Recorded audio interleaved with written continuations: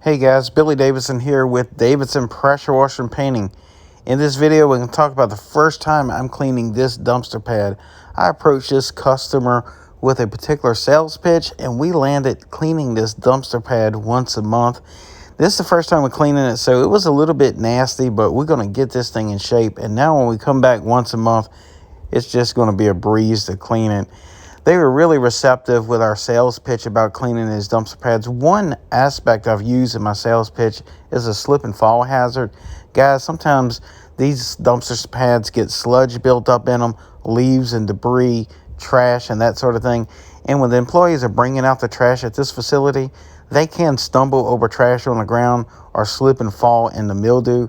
Statistics show that there's been a lot of slip and falls in dumpster enclosure areas, and it's very important for the business to keep that clean just for that one purpose. And there are many other purposes to keep them clean too. So we approach our customers with this particular sales pitch, and it really works out well. Actually, I teach the exact sales pitch I use on my customers at BillyDavidsonVIP.com. Also, there'll be a link in the description if you're interested in checking that out. Once you start getting a few of these lined up and you're reoccurring, doing them every couple of weeks or once a month, you can really start to make a good living doing it.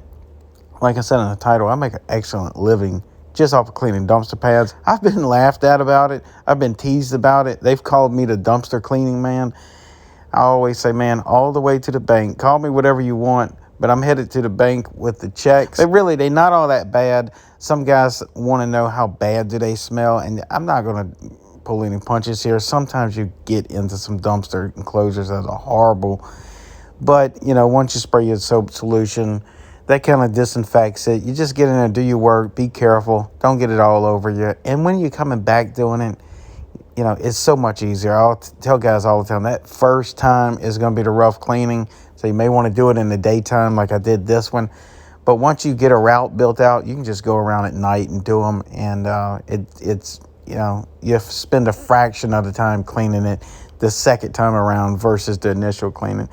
Anyway, guys, I just want to let you know I make a good living cleaning dumpster pads. I think you can too. If you need some help, go check out BillyDavidsonVIP.com. Otherwise, please like, subscribe, and hit that notification bell, and I hope to see you in the next video.